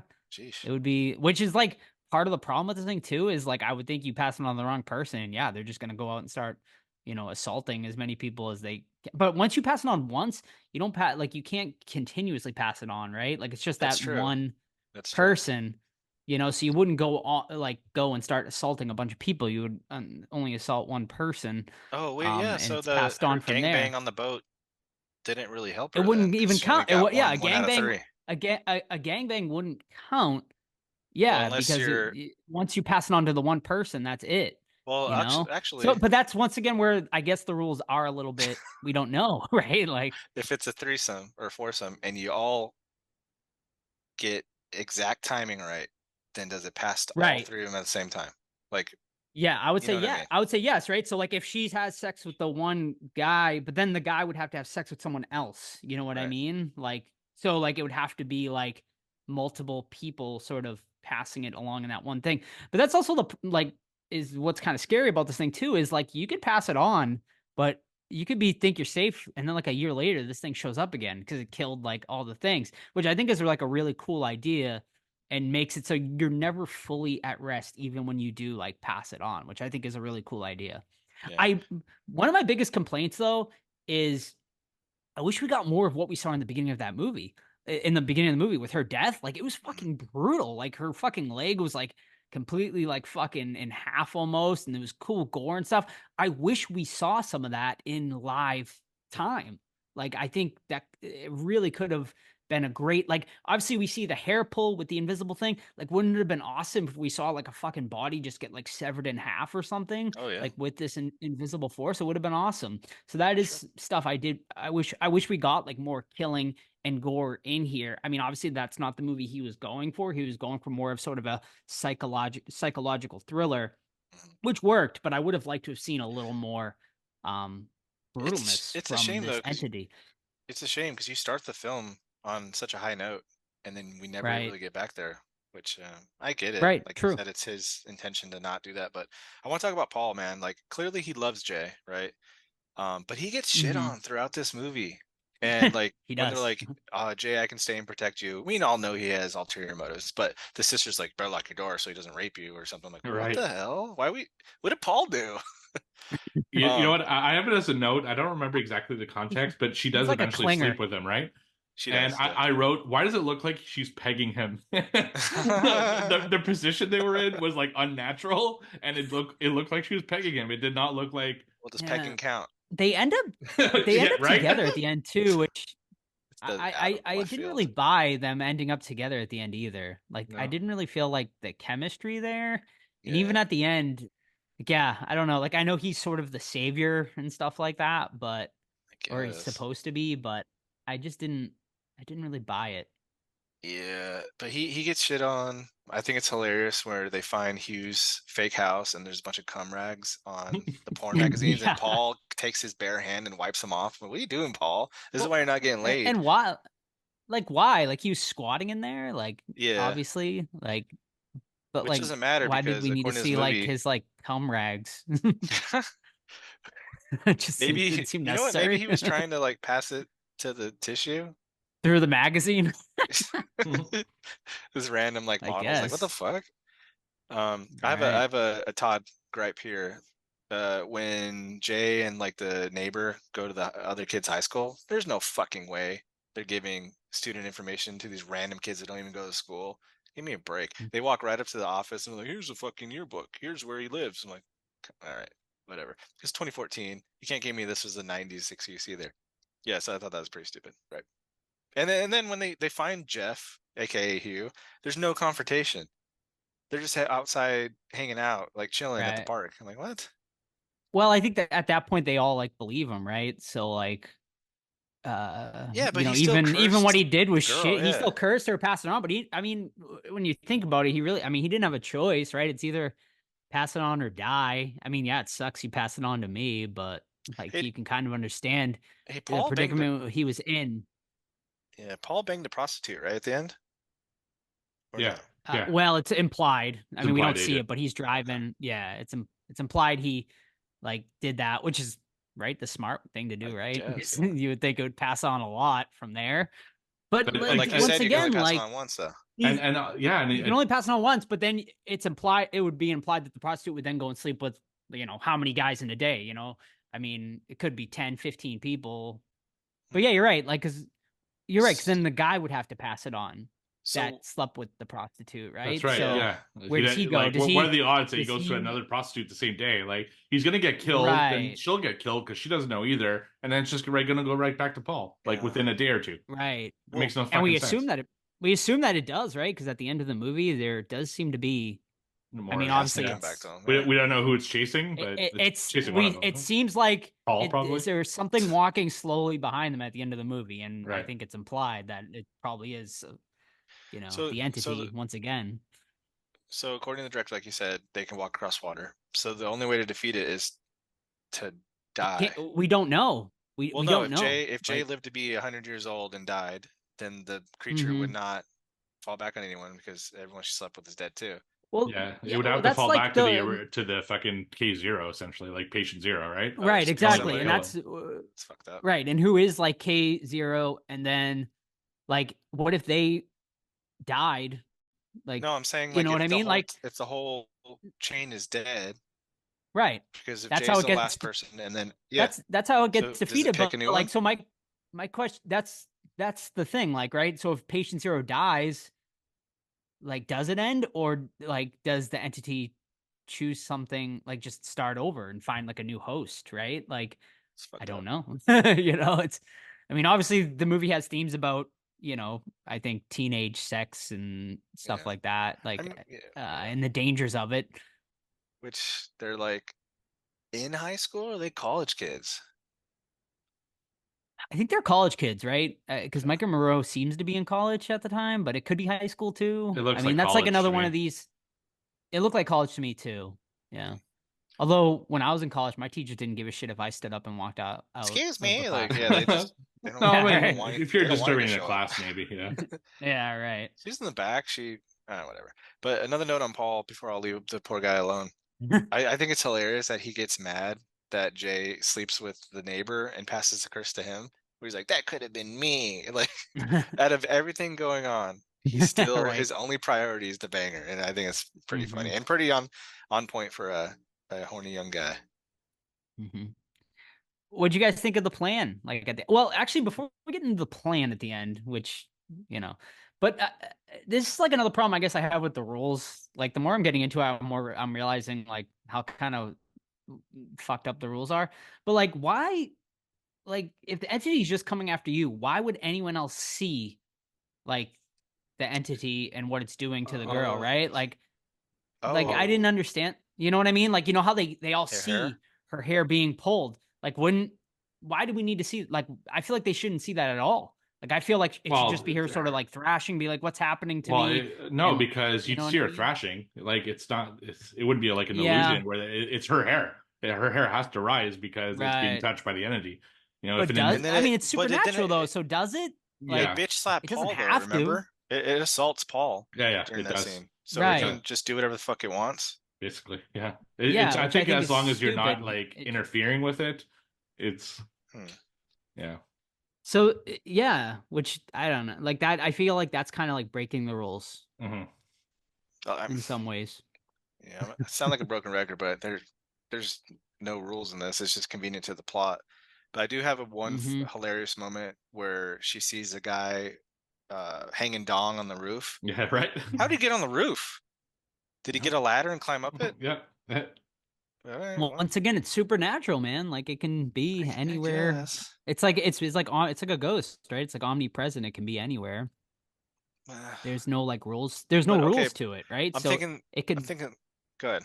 it can climb, just like we All right. said. It can like go underwater. I'm thinking logically though, like you can't climb onto a fucking second story roof. So did he get a ladder or did he He morph did. onto the roof? No, Like, I I think- need to know if he had a ladder because Yeah. that's even funnier. No, him like, climbing a ladder so full dong out. I think this thing can almost sort of like transport through Then stuff why or does he like need to walk break through windows and walls. shit? And stuff like that. more Makes so than zero that, sense. like Right. when he's like the old Yeah. lady, why does he have to start all the way on the other side of the campus and slowly walk towards her? Why not just fucking show up in Yeah. class and she can kill That's her right true. away? Yeah. Be That outside is the true, fucking Todd, because door it until does class is break the over. it does break the window and try to like open a door at one point. Yeah. So It breaks the yeah, I window, guess breaks it the would. door, Right, picks up her hair. It throws fucking television sets in the pool. right. Well, maybe it's like a Spider-Man thing where it can like climb up walls and shit like Christ. that. You know, I don't know. But speaking Did of the pool, what a fucking stupid ass plan. Oh, yeah. Why such a convoluted Yeah. ass plan? Like it just oh my god. What is the plan? I don't even get it. They're Yeah, trying to To electrocute it? electrocute it in the pool?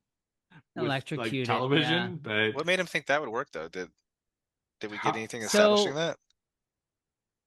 I did read an interview with the Oh director. my God, here we and go. He said, apparently we missed the fucking I know. companion So bit it- of it. You got to it read was- this encyclopedia. right. fucking I mean, this obviously Yeah. this is.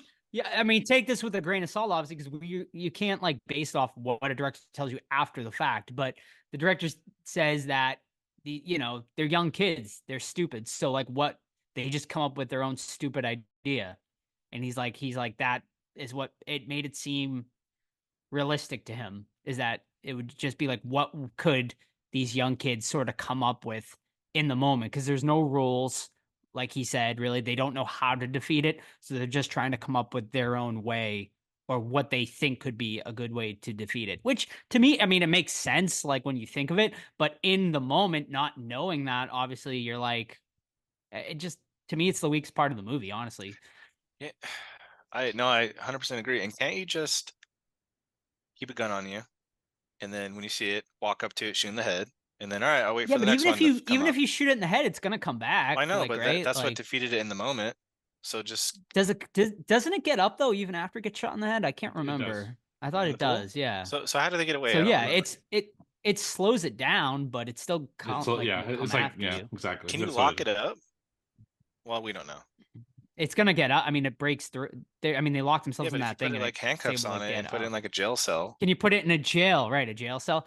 Like I said, I feel it will find a way out. Right, like it's Yeah. Gives it a little supernatural, mouse so and it just will fucking find a way sneaks out around. eventually. Yeah, I guess. Yeah, it'll like break its bones or whatever to get out, like and crawl through the bars. I don't know. Like, but eventually it's gonna get to you some way, somehow. All right, but before we move on, I did ask our Discord to send us like, is there anything that we missed during our review proactively? And a few of them that I do want to talk about. First, Cody Oddjobbers 007, he wanted to know what we would do if, what would you guys do if there was an entity that was out to get you and wouldn't stop until it did? How would you live and escape? So what would you guys do in this situation? Right. We don't know, right? I mean, I would try to pass it on, right? Like Would you you? just pass it on and hope it doesn't. Yeah, of course. Yeah, I mean, you have to, right? It's a matter of life or death. You're either going to pass it on or you're going to die, or live in fear for your whole life trying to escape from this thing, like we see Micah Monroe's character do here, Jay's character. So yeah, I mean, I would pass it on and try to pass it on to someone You prostituting? you think is promiscuous, yeah, like a prostitute or something, Promiscuous. and you hope, yeah. I mean, because your hope is you find a prostitute, right? And Mhm. she goes to sleep with like a married man, and then he goes home, sleeps with his wife or something like that, and that's gonna at least buy you some time. Not Whole not that family's much. But I- destroyed. Well, But wow, is yeah. anyone right? Is anyone gonna believe you? Like that's the thing, right? Because I'm like, you have to tell them, but they're Yeah. not gonna believe you. I You think- know what I mean? And I don't know. You get it. Get arrested. or you maybe? or you just try to find an orgy, right? Like you try to like you get online and like Oh, good find like idea. a swingers or something like that, and you try to There's get the like in this plan. like massive orgy, so like everyone just sort of is like banging each other. So at least like if you can do like a 10 or 20 person orgy or something like There you that, go. like where hopefully like it passes through enough people, and you're like, all right, well I this like will it. buy me a lot of time and hopefully forever. Yeah. I like to say that I wouldn't pass it on to somebody, but who knows what you would do in that situation? I'd probably just kill I think it's myself, a honestly. desperation Yeah. thing. Yeah. Yeah. Right. It's either you either I'd- kill I'd- yourself yeah, I'd or kill you're myself. passing it along. Yeah. Yeah, basically. I just try to outrun it. Like it's fucking slow. I'd be like Barbara from Night of the Living Dead. Like they're so Just slow. walk I by. could just walk. Like I just fucking get away. Yeah, but and it's just, like even the movie, like it's like you're never like where are you gonna go? Like you can run Just like keep when you moving. drive around the block and then go. You keep continuously go home. Like you're continuously moving your house and stuff Yeah, like you that. become a Like, nomad essentially, right? Like it Get a mobile sucks. home. Yeah. yeah. I'd rather I don't. That's tough, man. Yeah, I guess a mobile home. Yeah. But like, Yeah. how you working? How you making money? Like this thing's fucking constantly following you. hmm Yeah, so the next one we got is from both Cody and Zach. They're both want to ask us about the score of this film. Zach puts it, I personally think the score to It Follows is one of the best in horror. I think it's so great it actually saved this movie from being an average horror film to an above average, and it's always well remembered the most for. So what are our overall thoughts on the impact of the score on this movie? Yeah, I touched on it a little. I think it's great. Like, right, it's like that classic sort of 80s Carpenter-esque synth score. Yeah, I dig it. I dug it a lot. I thought it was great. Like, and they use it really well, especially like when the entity is around and stuff like that. It helps build the tension.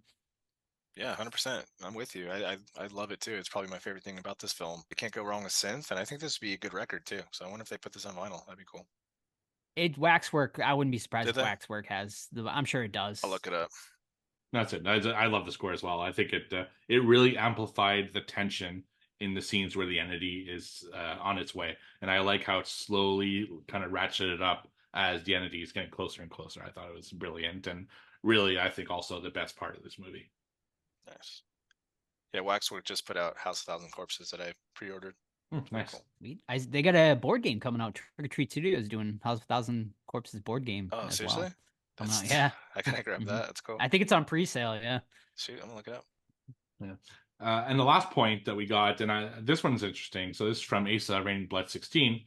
I think this whole movie is a metaphor for anxiety/depression in the fact that our characters are constantly running from something that is seemingly not there. It doesn't matter if you are safely in your own home or at the beach house, anxiety, depression can always be present. Everyone around you can be breathing while you are suffocating. Those are the similarities, but I don't want to type an essay. So what do you guys think? Do you think this whole movie is basically a metaphor for anxiety and depression? Sure. I mean, I think there's a lot of sort of metaphors, and stuff here you could really touch on. Like I said, I think it's also about the dangers of teenage sex as well. But the anxiety and depression is definitely, I could definitely see that as well. I personally didn't really think of that while watching this movie, but now that it's sort of thrown out there, I could totally see it. I agree. I think it's pretty obvious that it's everything you mentioned, Joe, but I can also see that being the case too. And why not have a combination of everything? Yeah, I like that a lot. I think it does make a lot of sense because it's something she fights alone for a good portion of it. And she tries to explain to people, they don't really understand it, and it's not until she like really opens herself up, almost literally, that people start understanding what she's going through.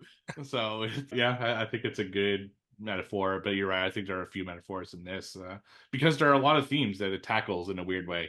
Even though it's kind of a simple story, it does tackle a lot, maybe too much at times.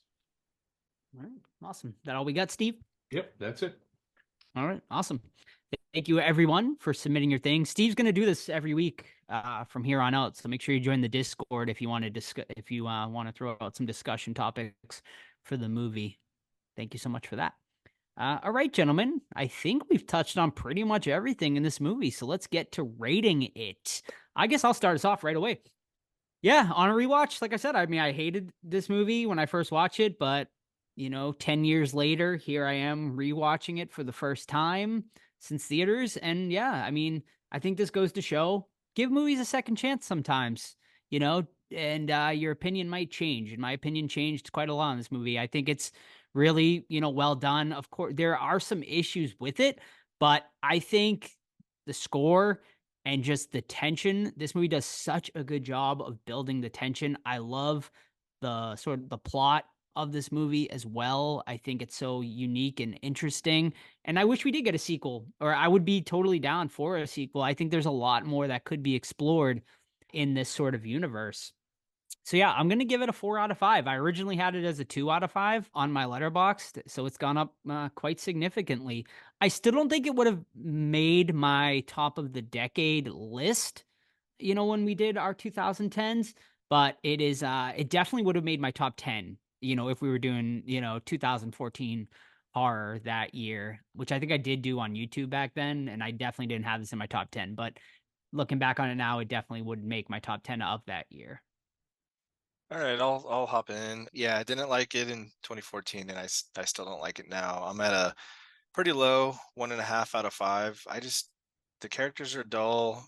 The movie has 0 rules. The plot has convenient points to it just to keep it going, which doesn't make sense. Score's cool though, and I think the lead actress does a solid job. But it's just overall, I think it's a little bit pretentious, and yeah, not my style. So 1.5 out of 5.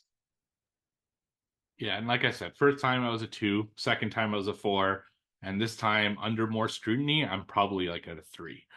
I still enjoyed it, but definitely when I started looking into it deeper and writing notes and like trying to figure out the movie, it's like, okay, there's a lot of things that are falling apart here. So I don't think you should need to fucking listen to an interview with the director to understand what's going on in your movie. I think it needs to be all within the confines of the movie or it doesn't work. And I think face value, great score, great scares, great tension, but once you put it under a microscope, you start seeing all of the flaws that it has, and it's hard to overlook. So 3, I still think I liked it. I just don't love it anymore. And I only watched it a year and a half ago, so who knows? Maybe if I watch it another few years, I'll change my mind again. But for now, 3 out of 5 is where I'm at. Sure, and we'll see if my score changes when I watch it for a third Right. time at some point. I thought you We'll might see. change just based off our conversation. Yeah, I 'cause- thought you guys. Yeah, were both down I mean, on if I was gonna draw, if I was like, I'm like teetering between a 3.5 out of 4. Like after the discussion, I'm probably teetering more down to the 3.5. But I already rated on Letterboxd at a 4, so I'll just leave it at that You for can now. edit But that. like, yeah, I mean, I don't want to do that. But Yeah. I mean, I still think it's a really good movie, and I really did enjoy it on the rewatch. But yeah, the deeper you dive into it, I think you definitely can start to pick it apart a little bit. But it's something I would definitely rewatch. Relatively soon within the next few years. I think it's I'm interested to see on another rewatch what my thoughts might change on it. So we'll see. Do you have the overall Letterboxd score? I got it right here if you don't want to look it up. Yeah, go for it.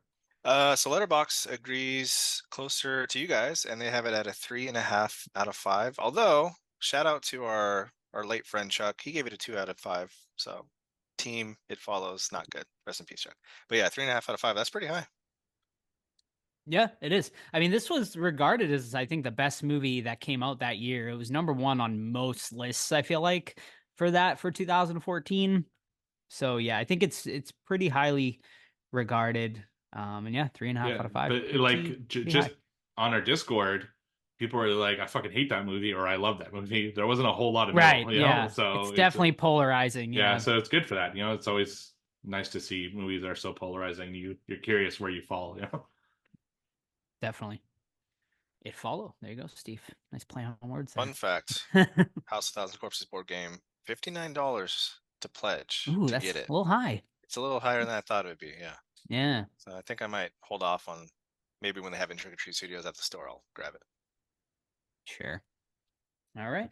Well, I think that is going to wrap it up for this week's episode, gentlemen. Next week, Steve, I think it's your pick, right? It is my pick, completing my William Sadler trilogy, which was totally coincidental, but that's the way it fell. We are going to watch Tales from the Crypt Demon Knight, which, I think we need to bring the Crypt Keeper into the show. We've never done a Tales from the Crypt movie before. I mean, there's not a ton of them, but I think it'll be a fun discussion. There's a lot to that movie, so I'm really looking forward to discussing it next week. Sweet.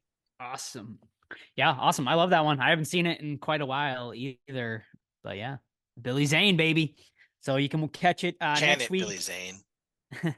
1995's Demon Knight. I currently see it for a $3.99 rental on Amazon Prime. So spend the low money. I'm sure a lot of you have it on DVD and stuff as well. And I'm sure there are other ways to find it. So that is Demon Knight next week. In the meantime, you can keep up with the podcast. Facebook, Twitter, Instagram, Threads. Just search the Horror Squad Podcast. You can email us anytime, the Horror Squad Podcast at gmail.com. But you already know it. The absolute best way to keep up with the podcast is our Discord.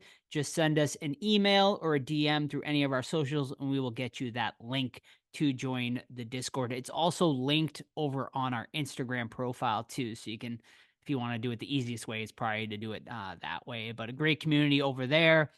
A lot of info about our upcoming events, including Living Dead Weekend, June 7th through the 9th. Monroeville, Pennsylvania. We will be there the whole weekend. A lot of listeners will be there as well. So come join up for the official Horror Squad podcast meetup. We are doing the 1 p.m. mall tour on Saturday, as well as being at the con all weekend as well. So either join us one of the days or join us for the 1 p.m. mall tour on Saturday in Monroeville, Pennsylvania, the home, of course, of Dawn of the Dead. Also, save the dates October 11th through the 13th for our Hocus Pocus weekend in Salem, Massachusetts. A lot of the cast will be there. Of course, Omri Katz, Vanessa Shaw, Thora Birch, Jason Marsden, and joining them this year will be Larry Bagby and Tobias Jelinek. Jay and Ernie, of course, the bullies are joining this year. More details coming very, very soon about that. I know I have a Zoom within the next couple weeks to go over more details for that, but tickets should be on sale for all that weekend very soon. And yeah, I think that's about it. Merch, tpublic.com, the Horror Squad Podcast. And of course, please support the podcast by leaving us a 5-star review on your favorite podcast app if you have not done that already. That is one of the best ways to help get and spread the word out there for us. So that is it, ladies and gentlemen. We'll see you next week for Demon Knight. See ya. Bye. Bye.